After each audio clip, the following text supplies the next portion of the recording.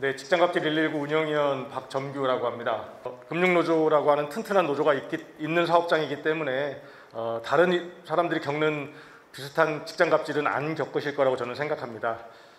다만 저희한테 들어오는 되게 많은 제보들이 실제로 어떤 건지 한번 저랑 같이 이야기 나누시면서 그 밑에 자료는 안 보셔도 됩니다. 여기 저랑 같이 읽어보시면서 이야기 나누겠습니다.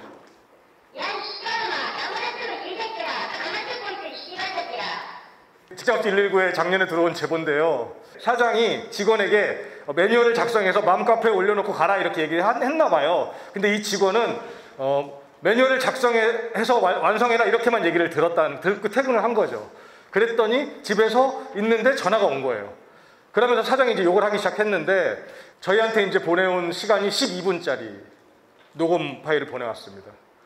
저희도 그걸 쳐치고 듣는 게 너무 고통스러운데 당사자들 얼마나 고통스러울까 이런 생각이 들어서 저희는 2017년 11월 1일 출범했는데요.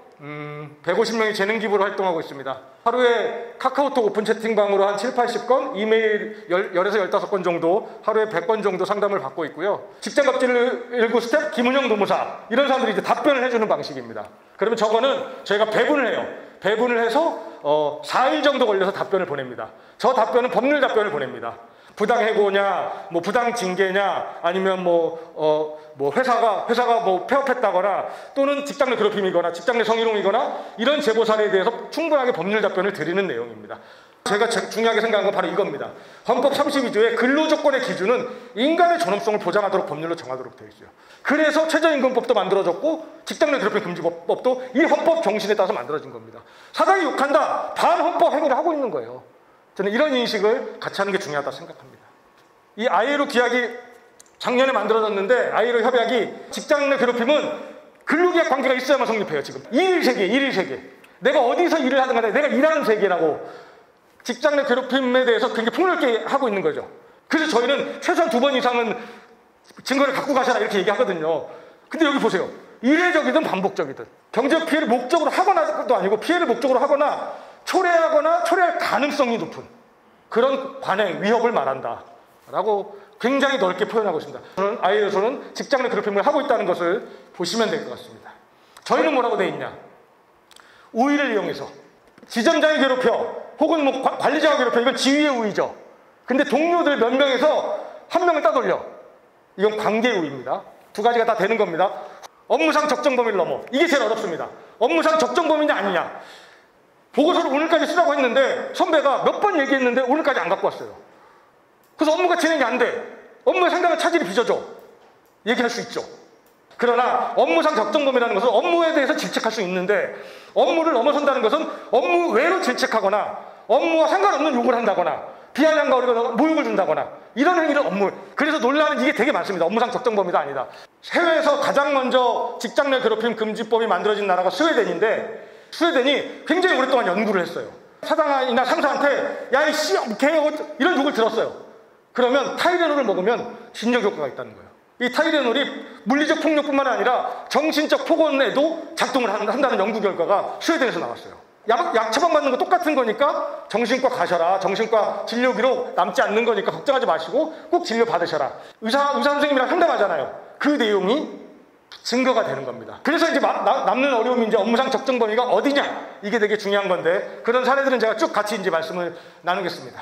아까는 이제 직장 내 괴롭힘의 정의를 제가 근로기준법 76조의 2를 설명드렸고, 이 3, 직장 내 괴롭힘이 발생하면 뭘 해야 되냐?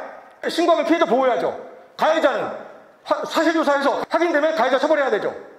그 다음에 신고를 이유로 불리한 처우 못하게 하죠. 이런 정도만 기억하시면 되는데 재밌는 건 이거 전체가 있잖아요. 안 지켜도 처벌 조항이 없었어요. 지금까지. 그렇잖아요. 지체 없이 조사하는 건 바로 조사를 해야 되는 거잖아요. 2개월, 3개월, 4개월, 5개월 지나도 조사 안 해. 이렇게 했을 경우에 처벌 조항이 생겼습니다. 이번에. 이게 언제부터냐? 10월 14일부터 과태료가 새로 생겼습니다. 당사자 등을 대상으로 객관적으로 조사하라고 했는데 이것도 바뀐 거거든요. 이번에 개정된 건데 조사하라고 법에 써 있으니까 피해자는 안 부르고 가해자만 불러서 조사를 해. 왜? 가해자가 인사본부장이거든요. 인사본부장만 불러서 야, 너 뭐 했어? 아, 제가 그랬겠어요. 알았어. 직장 내 괴롭힘 없음. 이런 회사가 많았던 거죠. 그래서 법에 당사자 등을 대상으로 객관적으로 조사해라 이게 들어갔어요. 이제 사실 확인이 됐어. 괴롭힘이 있었어. 그러면 근무장소 변경하거나 유급휴가나 배치 전환 이걸 해달라고 했는데 안 해. 이것도 과태료 500만 원이 들어가고요. 행위자 징계도 안 해. 이것도 들어갔고요. 비밀 누설 금지. 가해자가 신고하면 기본적으로 가해자가 지위가 높으니까 회사 내에 그런 소문을 돌리는 거죠. 이런 일이 비일비재했습니다. 근데 이번에 들어갔어요. 비밀 누설하면 500만 원 이하의 과태료가 부과되도록. 과태료 신설 조항인데요. 아까 두 번에 욕하는 그거 둘 다 누구냐면 사용자가 욕을 한 거예요. 처음에 노동부는 사용자가 욕하면 어떻게 해야 되냐 그랬더니 대표이사의 욕은 감사가 뭐 이사회를 소집해서 감사에게 신고하래. 그게 말이 돼요? 그래서 저희가 막 이게 말이 되냐, 사장이 갑질한 걸 어떻게 사장한테 신고하냐 그랬더니 노동부가 입장 자료를 내서 사장의 갑질은 노동청에 신고하세요. 이렇게 입장을 바꿨어요. 저희가 또 그 다음에 직장 내 괴롭힘 금지법은 이렇게 산업재해보상보안법에도 들어가 있어요. 직장 내 괴롭힘으로 업무상 재해가 되면 이거는 산재가 된다 이런 뜻이에요. 산재로 보상받을 수 있다. 그 다음에 정부는 산업안전이 이루어지도록 해야 된다 이런 내용이 포함되어 있습니다. 이번에 또 바뀐 것 중에 하나는 이 고객응대 근로자라고 되어 있는데 저희가 고객응대 근로자만 폭언당하는 게 아니다. 아파트 경비분이 주민들한테 그 폭언당하고 하는데 이분이 고객응대 근로자는 아니거든요. 법적으로는. 그래서 여기서 뭐라고 되냐면 사업주는 업무와 관련하여 고객 등 제3자의 폭언으로 근로자에게 이건 뭐죠? 누구나 다 적용된다는 거예요. 그래서 제3자의 폭언으로 근로자가 장애를 발생했을 경우에 업무를 일시적으로 중단시켜야 된다. 이랬을 때 이 법이 이것도 10월 14일 날 시행되는 겁니다.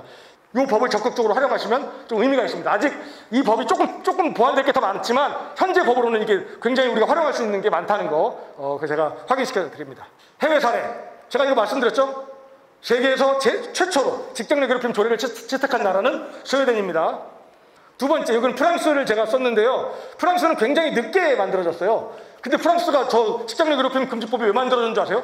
대우전자가 프랑스에서 대우전자 공장을 크게 지었는데 거기서 엄청난 갑질이 벌어진 거예요. 그래서 벌어진 게 프랑스에서는 저희 나라 때문에 만들어졌고요. 전 세계에서 직장 내 괴롭힘 가해자에게 징역 10년까지 처할 수 있는 나라가 있어요. 호주예요. 브로디법이라고 부르는데 브로디라는 한 여성 노동자가 카페에서 일했는데 카페에서 남성 노동자들이 이 여성 노동자들을 따돌린 거예요. 그래서 결국은 이 따돌림을 참지 못하고 그 카페 옥상에 올라가서 떨어져 돌아가셨어요. 근데 호주 정부가 그 기업한테 벌금 몇십억 달러 이렇게만 부여하니까 호주 국민들이 말이 되냐, 사람을 죽였는데. 그래서 국민적으로 일어나서 만든 법이에요. 징역 10년까지. 저희 법 만드는데 공로한 사람 3명하고 그 다음에 단체 한 군데를 제가 소개시켜 드리려고 합니다. 이 넷이 없었으면 이 법이 안 만들어졌을 거예요. 네, 박찬주 대장 온갖 농사일을 시키고 전자팔찌 같은 걸 채워서 감시하고 부부가 같이 얘기해서 이 군대 갑질이지만 한국형 갑질에 대해서 상당히 심각하게 문제를 제기했던 분인데요. 이분이 사실 갑질 문제에 대해서 거의 우리 사회에서 갑질하면 안 된다라는 사회적 인식을 높이 해주신 분이고요. 이거 기억하세요? 한림대 성심병원 선정적 장기자랑. 이게 저희가 2017년 11월 1일 날 직장갑질 119 출범했는데 11월 2일 날 이분들이 저희 오픈 채팅방에 찾아와서 저희 성심병원이에요. 체육대회 억지로 시켜요. 선정적 장기자랑 맨날 이런 거 시키고 있어요. 이분들이 저희 카톡방에 폭로한 사건이에요. 그래서 저희를 통해서 언론에 크게 알려지고 그리고 한 달 만에 노조가 만들어진, 그리고 지금은 5개 병원에 4,000명 넘는 사람들이 노조에 가입해 있는 곳입니다. 이분 누구시죠? 조양호 일가가 또 굉장히 중요하게 직장 갑질이 얼마나 심각한지를 또 이분들이 알려주셨죠. 딸 두 분과 부인께서 이런 이 사건을 통해서 사회적 공분이 만들어지고 난 다음에 이 사건이 2018년 5월 6일 이제 이건데 이때까지만 해도 법이 통과가 안 됐어요. 2018년 7월에 야 이거 안 되겠다 그러면서 여야가 합의로 직장 내 괴롭힘 금지법을 통과시켰어요.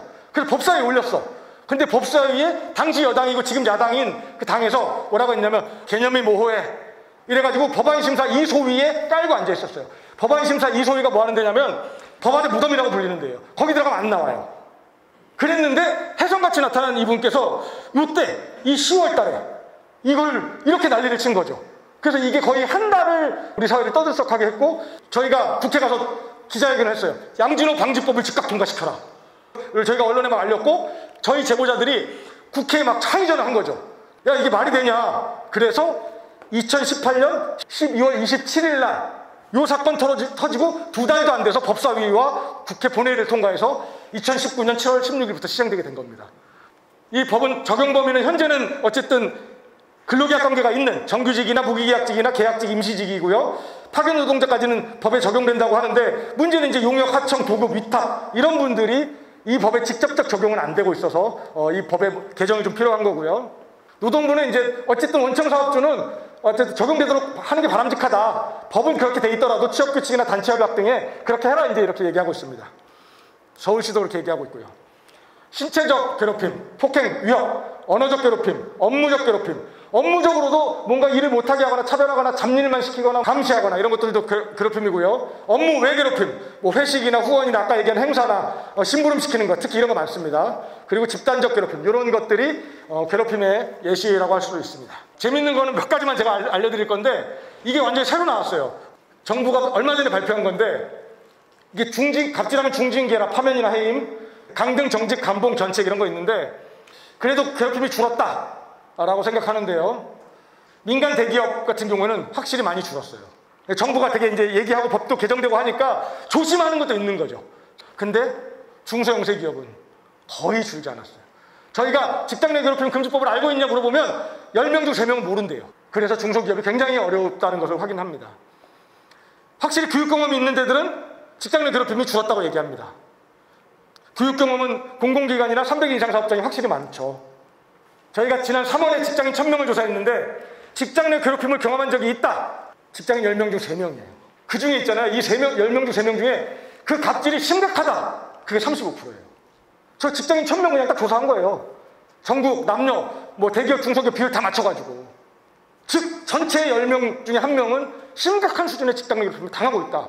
극단적 선택 상황이나 이런 일들이 계속 지금 사회에 나타나고 있는 거 아니냐라는 거를 제가 확인하고 있는 겁니다. 그나마 좀 줄어들었어요. 직장 내 괴롭힘 경험이 저희가 2000년 6월, 9월, 12월, 3월 이렇게 조사하고 있는데 조금씩 낮아지고 있습니다. 약간씩. 근데 확실히 경험은 5인 미만으로 가거나 생산직으로 가거나 20대가 훨씬 경험을 많이 하고 있습니다. 직장 내 괴롭힘을 한 사람이 누구냐? 상급자가 제일 많았는데요.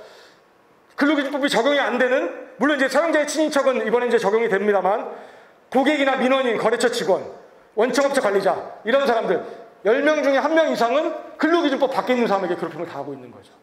제3자, 특수관계인에게도 이 법을 적용시켜야 된다. 산업재해만 적용시키는 게 아니라 이 법 자체를 적용시켜야 된다고 지금 주장하고 있습니다. 괴롭힘이 줄었냐? 줄지 않았다. 그러니까 줄었다는 응답이 더 많이 나오긴 했는데 확실히 줄지 않았다고 대답하는 응답이 20대, 여성 5인 미만에서 두드러집니다. 남녀와의 차이가 많죠. 교육 경험에 따라서 굉장히 차이가 많이 있다는 것 확인드렸고요. 신고를 했는데 신고 경험이 있다는 게 2.8%밖에 안 되고 인정 못 받았다. 불이익을 경험했다. 직장인 10명 중 7명이 신고했는데 불이익을 당하니까 신고를 못 하는 거죠. 이건 이제 신고 절차입니다. 신고하면 고충처리위원회에 신고하거나 뭐 인권위원회에도 있는 곳들도 있습니다. 신고할 수 있고요. 그 다음에 바로 노동부에 신고해도 됩니다. 아까 얘기한 누구나 지체 없이 누구나 신고할 수 있어요. 누구나 신고할 수 있다는 거 되게 중요합니다. 지체 없이 조사해야 되고 피해자 보호, 행위자 처벌. 근데 신고를 이유로 불리한 처벌을 했다? 3년 이하의 징역 또는 3천만 원 이하의 벌금. 이게 굉장히 중요합니다. 첫 번째, 노동조합 계신 분들이니까 이거 되게 중요합니다. 이제 거의 막바지인데요. 신고하러 노동조합 문을 두드려. 노동조합 문을 두드렸다는 얘기는 뭐냐면요. 너무나 고통스럽다는 얘기예요. 노동조합은 그래서 첫 번째는 공감해야 돼요. 공감이 중요한 거예요. 아, 그랬어요. 얼마나 힘들었겠어요. 여기까지 찾아오시느라고 얼마나 고생 많으셨어요. 아, 그랬어요. 이렇게 공감해 주시는 게 첫 번째입니다. 그게 갑질인지 아닌지를 판단하는 건 다른 문제라는 거예요. 공감해 주시는데 근데 이제 그 다음이 뭐냐. 아, 근데 증거는 좀 있으세요? 어떻게 증거가 없어? 일기라도 손으로 쓴 거. 아니면 뭐 카톡 주고받은 것도 없어? 어떻게. 이러면서 이분이 증거를 확보할 수 있도록 도와야죠. 이 과정이 이 상담에서 공감 과정이 굉장히 중요합니다. 그 다음에 2차 피해가 발생하지 않도록 신속하게 처리. 이거는 이제 노조 지부장님, 위원장님들이 이제 중요하게 말씀하시는 건데 이게 이제 법으로 들어왔잖아요. 법으로 들어와도 현장에서는 안 될 거예요. 사건이 벌어져서 정식 신고가 됐어. 사장 이름으로 발표하는 거예요. 직장 내 괴롭힘 사건이 신고됐는데 오늘 공석이든 사석이든 어떤 자리에서든 가해자든 피해자든 이 사건 자체에 대해서를 불문하고 이것을 언급하는 것에 대해서는 2차 가해로 이것에 대해서 조사하고 처벌할 거니 회사를 믿고 이 위원회를 믿고 노조를 믿고 우리한테 맡겨달라. 그러면 가장 빠르게 피해자 가해자 모두 문제가 다 해결되도록 처리하겠다. 이렇게 회사에 알려야 돼요. 그래서 신속하게 처리해야 된다. 그리고 가해자, 피해자 모두 회복되도록 만드는 게 굉장히 중요하다는 말씀 드립니다. 시대의 변화를 읽고 공부해야 되고요. 살아온 시대의 차이를 이해하려고 노력해야 되고 서로 배려해야 된다는 것. 그리고 1년에 한 번 예방교육 반드시 하면 좋겠고요. 후배들은 후배를 서로 이해하는 게 되게 중요하다. 그런 측면에서 선배들은 까라미 깠던 옛날 기억은 있고 이런 SNS 한 줄에도 예의를 갖추고 퇴근하는데 눈치 주지 말고 가장 중요합니다. 내 탓이라고 생각하는 거. 나머지는 다 증거를 남기는 거예요. 증거 되게 중요하다고 생각하시고요. 그리고 여러 가지 확인하고 특히 보복각질에 대비하는 것. 그리고 노조가 있기 때문에 노조 대응이 되게 중요합니다. 노동조합 같은 경우 굉장히 어려움이 있어요. 왜냐하면 노동조합은 관리자가 행위자고 피해자가 조합원이면 문제가 아주 간단해요. 왜냐하면 노조 입장에서도 오래된 조합원과 직급이 낮은 조합원 중에 누구 편을 들겠어요. 공정하다고 얘기하기 어려운 문제가 발생한다는 거죠. 노조가 공정하게 조사했느냐. 제가 드린 팁은 간단해요. 외부의 전문가가 와서 조사하면 간단해집니다. 왜? 그분은 위아래 관계를 몰라요. 그 회사에 서로 간에 누가 권력이 많고 이런 걸 몰라. 행위자가 한 얘기와 피해자가 한 얘기만 보고 판단하는 거죠. 이게 가장 정확합니다. 그래서 저는 상담센터는 노조가 운영하는 게 좋겠다. 조사위원회는 노사 공동으로 하는 게 맞고 징계위원회도 노사 공동으로 하는 게 맞지만 조사할 때의 권한은 위임한 외부에서 하는 게 가장 안정적이다. 제가 상담해본 결과는 그렇다는 거고요. 피해자 보호와 재발 방지는 노조가 적극적으로 나서야 된다. 1, 2, 3, 4, 5 중에서 조사의 객관성을 위해서 조사는 외부에 맡기는 것이 훨씬 안정적이라는 말씀을 제가 드립니다. 여기까지 했습니다. 고맙습니다.